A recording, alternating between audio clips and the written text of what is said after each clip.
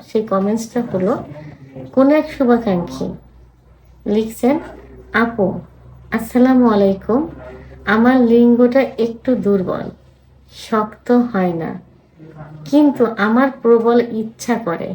আমার বয়স 50, কি করলে শক্ত করতে পারবো জানাবেন কি আপু?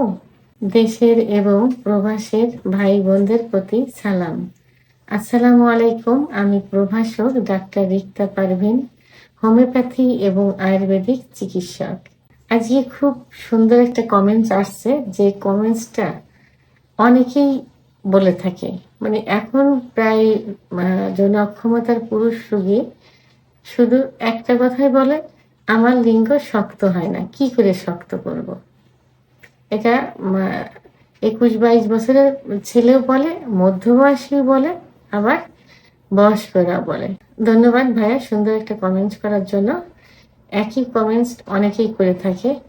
আমি বুঝতে পারি না যে পুরুষ ভাইয়েরা, ছোট, মধ্যবয়সী এবং বয়স্ক ভাইয়েরা লিঙ্গের উপরে এতটা জোর দিচ্ছে এখন, যে তাদের ধারণা যে লিঙ্গ যদি বড় হয়, শক্ত হয়, মোটা হয়, তাদের পার্টনার, তাদের স্ত্রীরা খুব খুশি হবে এবং নিজেকে অনেক গর্ব মনে করে যে এটা বড় হওয়া, লম্বা হওয়া, মোটা হওয়া অনেক গর্বের।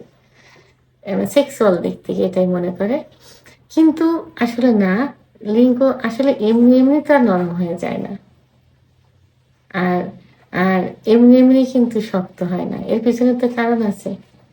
আবার যখন যৌবন ছিল, যৌবন প্রথম শুরু হয়, তখন তো এটা হয়নি। এটা তো আস্তে আস্তে হতে থাকে, বয়স যাচ্ছে, বিভিন্নভাবে যৌন অত্যাচার করছে, তারপরে তো এটা হচ্ছে। তো আমাদের আগে জানতে হবে যে আসলে লিঙ্গের ভিতর কি থাকে। লিঙ্গের ভিতর কিন্তু কোনো হাড় বা কোনো বোন থাকে না। থাকে কি? থাকে শুধু মাংস এবং রক্তনালী।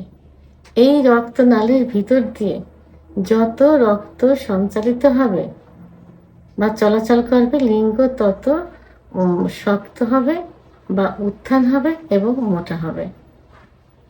তো যখন সেক্সের ইচ্ছা হয়, সেক্সের ইচ্ছাটা হয় কিন্তু নার্ভের থেকে, ব্রেনের থেকে। তো যখন সেক্সের ইচ্ছা হয়, তখন কিন্তু সারা শরীরে, বিশেষ করে হাড়ের থেকে লিঙ্গের ভিতর রক্ত চলাচল বেশি করে। তখন কি হয়? লিঙ্গ শক্ত হয়, দাঁড়িয়ে যায়। সে আপনার স্ত্রীর সঙ্গে কথা বললেই হোক, কোনো ভিডিও দেখলে হোক, সেক্সুয়াল কোনো কিছু ভাবলেই হোক, যখনই ইচ্ছা হবে তখনই লিঙ্গটা উত্থান হয়। যখনই এই রক্ত চলাচল কমে যাবে, যেমন এই ভাইটা বলেছে যে তার প্রবল ইচ্ছা হয় কিন্তু লিঙ্গ শক্ত হয় না, অর্থাৎ তার ইচ্ছাটা ঠিকই হচ্ছে কিন্তু রক্ত চলাচলটা হচ্ছে না।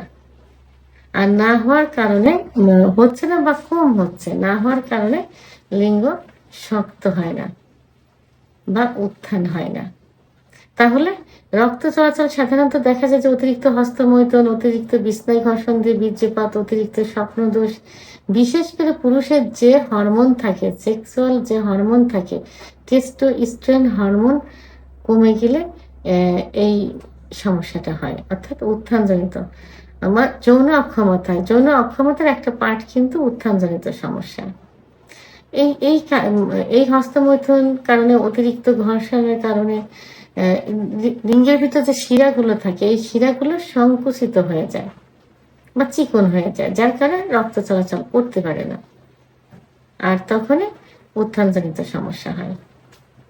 তাহলে এর থেকে পরিত্রাণ পাইতে হলে কি করতে হবে? অবশ্যই একজন ডাক্তারের, অভিজ্ঞ সম্পন্ন ডাক্তারের শরণাপন্ন হতে হবে।